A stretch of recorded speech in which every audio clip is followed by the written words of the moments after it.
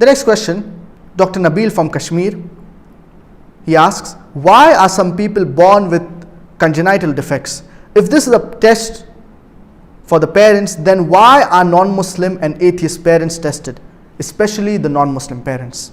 Allah subhanahu wa ta'ala says in the glorious Quran in Surah Mulk chapter number 67 verse number 2, الَّذِي خَلَقَ الْمَوْتَ وَالْحَيَاةَ لِيَبْلُوَكُمْ أَيُّكُمْ أَحْسَنُ عَمَلًا. It is Allah who has created death and life to test which of you are good in deeds. So this life, it is a test for the hereafter.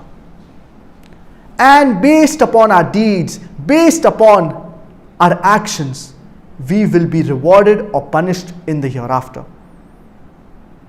So certain people are tested. Allah subhanahu wa ta'ala tests different people in different ways. And Allah subhanahu wa ta'ala says in Surah Baqarah chapter number 2 verse number 155, وَلَنَبْلُوَنَّكُمْ بِشَيْءٍ مِّنَ الْخَوْفِ وَالْجُوعِ وَنَقْصٍ مِّنَ الْأَمْوَالِ وَالْأَنفُسِ وَالثَّمَرَاتِ وَبَشِّرِ الصَّابِرِينَ. And we shall surely test you with something of fear and hunger and some loss of lives and wealth, but give glad tidings to those who patiently persevere. So Allah subhanahu wa ta'ala, He tests the believers. Allah subhanahu wa ta'ala tests different people in different ways. And even if the children, they have certain diseases, it is a test for the parents.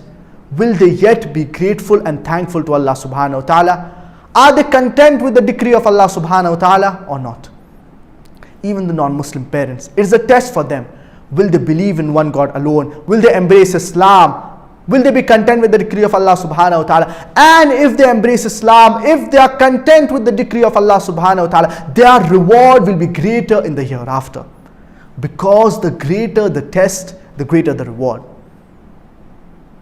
And just because a person has a disease, maybe a congenital heart disease or any other disease, that does not make him a lesser human being. That does not mean that he is a less righteous person.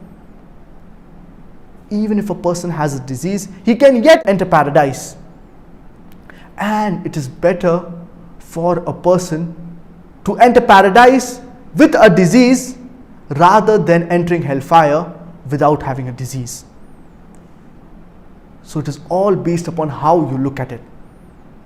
Because for us believers, the prime goal, it is the hereafter. This life, it is temporary, 60 years, 70 years, 80 years. As Allah subhanahu wa ta'ala says in Surah Al-Imran chapter number 3 verse number 185, كُلُّ نَفْسٍ ذَائِقَةُ الْمَوْتِ. Every soul shall have a taste of death. So every person, he will eventually die. This worldly life, it is going to end. The home of the hereafter, it is everlasting and it is eternal. So we should prepare for the home of the hereafter. And the criterion for judgment in the sight of Allah subhanahu wa ta'ala, it is taqwa, it is God consciousness. Even if a person, he has a disease, he may not have a leg, he may not have a limb, etc. But in the sight of Allah subhanahu wa ta'ala, he can be greater if he is a righteous person, if he has iman, if he has taqwa. And it reminds me of an incident of a person who did not have his hands and legs. And he was blind. And he was continuously reciting the adhkar. That is, he was remembering Allah subhanahu wa ta'ala, continuously reciting it, and he was thanking Allah subhanahu wa ta'ala.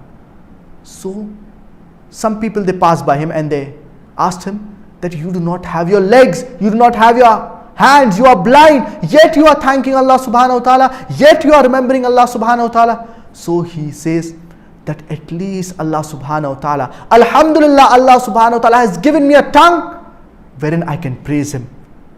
I can do adhkar, I can recite the praises of Allah subhanahu wa ta'ala. Look at the iman of this person. Even though he has lost his limbs, he is blind, but yet he is content with the decree of Allah subhanahu wa ta'ala. Because we all know and we all should strive for the afterlife. This life, it is only temporary, and the home of the hereafter, it is everlasting and it is eternal.